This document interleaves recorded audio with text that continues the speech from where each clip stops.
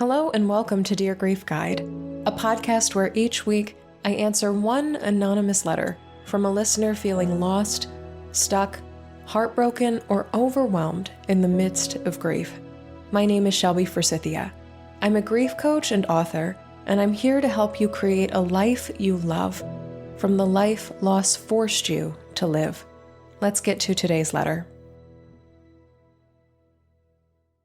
Dear Grief Guide, so, my best friend is gone. She lost her battle with cancer after a year and a half of being in and out of the hospital. Shit hurts, and I miss her all the time. It's like this void, this emptiness that feels never-ending. When I lost my grandmother as a kid, I got these signs, white feathers, dandelions, songs playing on the radio, like little nods from the universe. But now, dealing with my friend's death at 25, it's just silence. No feathers, no flowers, no songs playing out of nowhere. I can't feel her with me.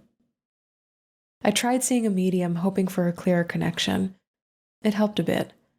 During the session, I felt her presence and I had a moment where her death didn't hurt as much. But on a daily basis, the yearning for some sort of consistent sign is still there. I just want to feel her without needing someone else to make it happen. Do you know what I mean?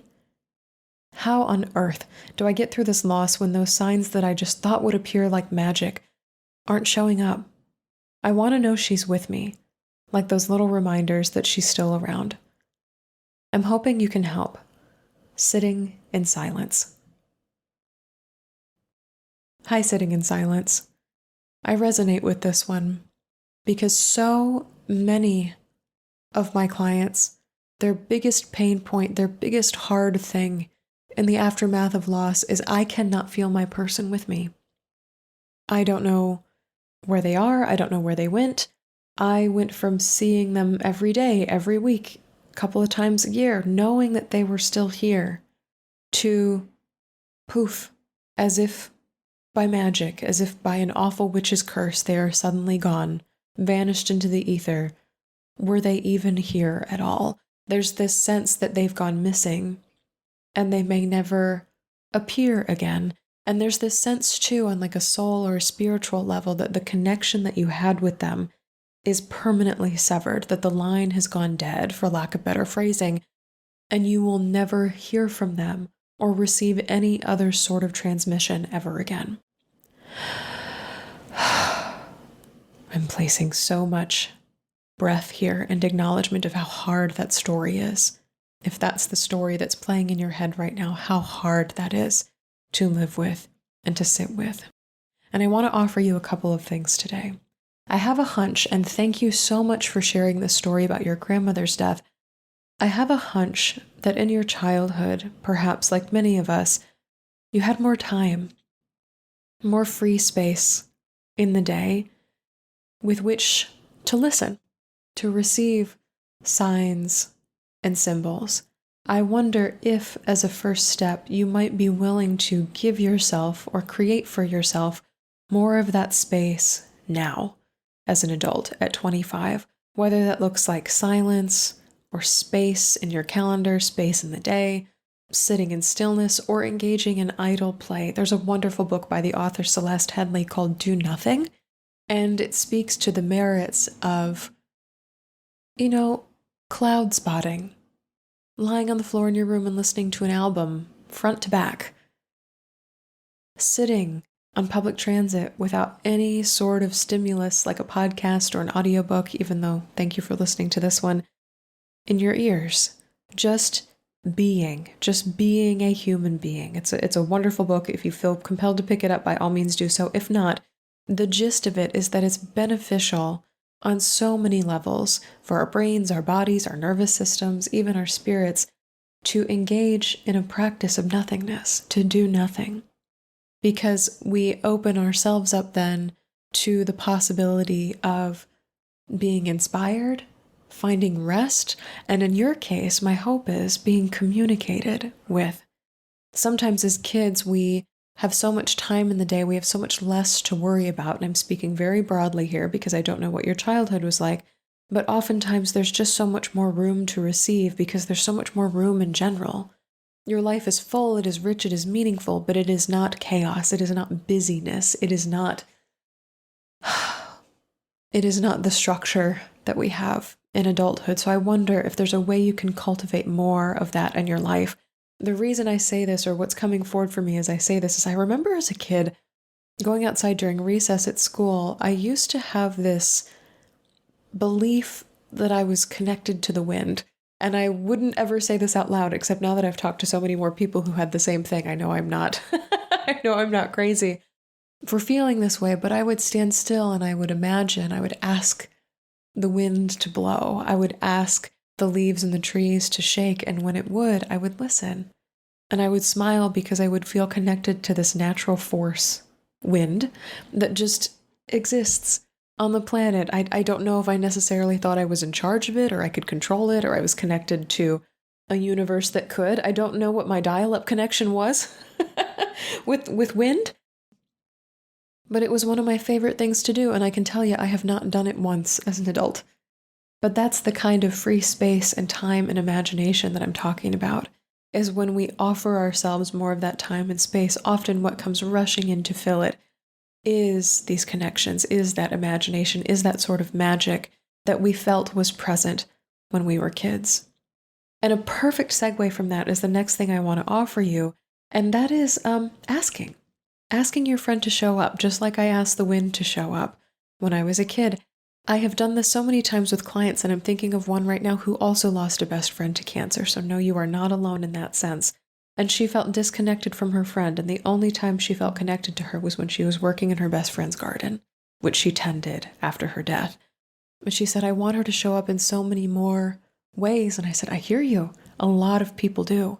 It makes sense that you would want this connection to continue. So why don't you ask her to show up? Ask your best friend to send you signs and symbols.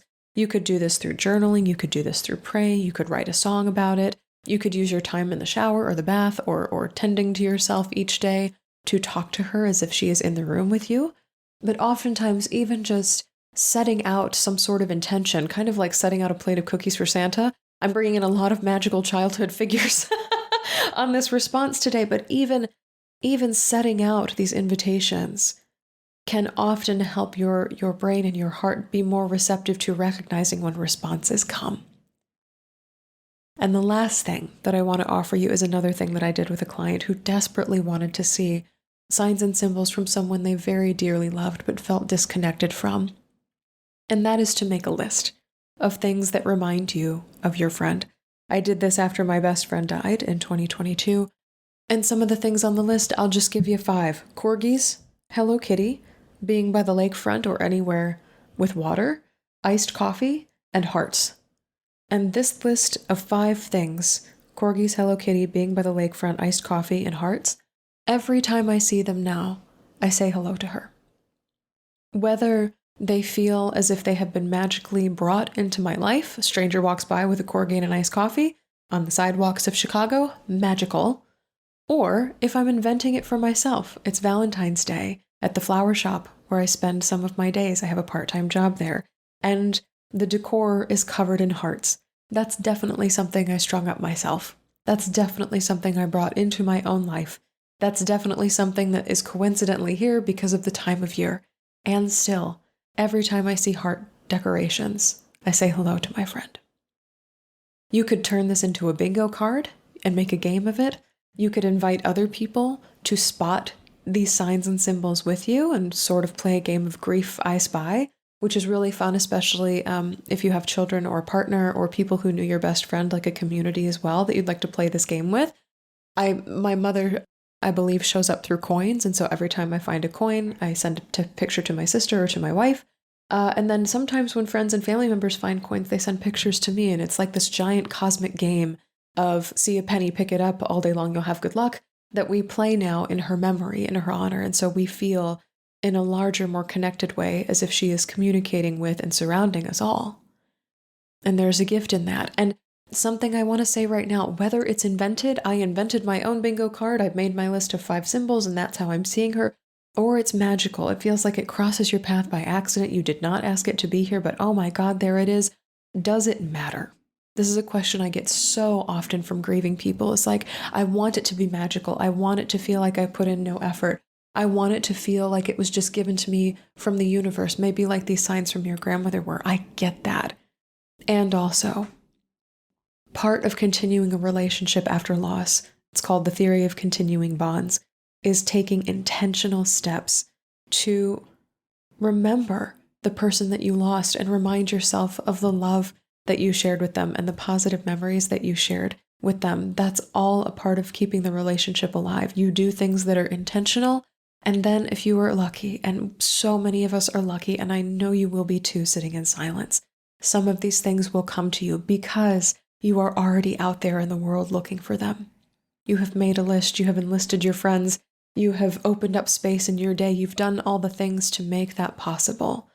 And I can't see any other outcome than her somehow magically finding her way to you.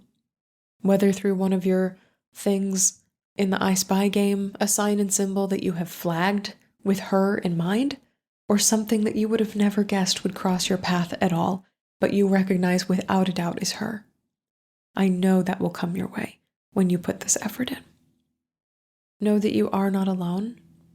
It may be an instance too, and I spoke about this with a client a little bit ago, of it takes us a while to get used to life without our people here, but oftentimes we don't consider maybe they're getting used to being in a place where we're not there either.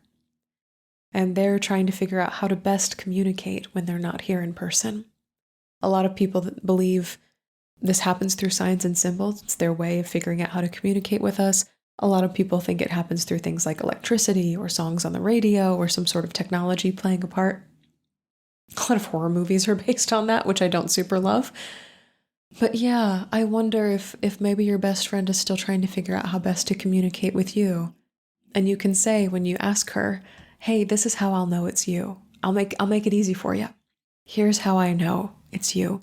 Can you please show up this way? And here's my 5 signs and symbols for you. Feel free to invent your own. Feel free to come disguised as something else. But show me it's you. I'm ready. I'm ready to receive these things from you. I'm ready to receive your gifts. And I trust that they're coming. These are all things you can let her know. And I trust that they will happen for you too. May a sign, a symbol, a blessing, a song, a feather, something that reminds you of her, come your way very, very soon. I am holding such a good thought for you.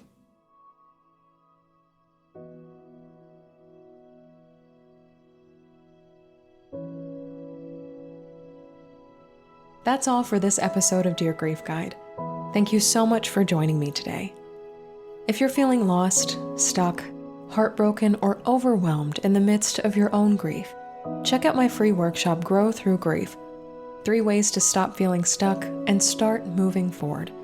I'll give you 3 easy, actionable tools for navigating life after loss and show you how you can create peace, stability, and compassion right there in the middle of grief's confusion and uncertainty. You can find the workshop link in the show notes. If this podcast helped you feel a little less alone in your grief, please subscribe and leave a review on Apple Podcasts, Spotify, or wherever you're listening. And be sure to share Dear Grief Guide with a friend, because you never know what someone you love is going through. You can submit your anonymous letter for the show and find additional grief support at shelbyforsythia.com. Music for Dear Grief Guide is performed by Addie Goldstein. Editing by Rue Spence of Synivia. Until next time, I see you. I am so proud of you and the work that you're doing in the world. And I love you. Because even through grief, we are growing.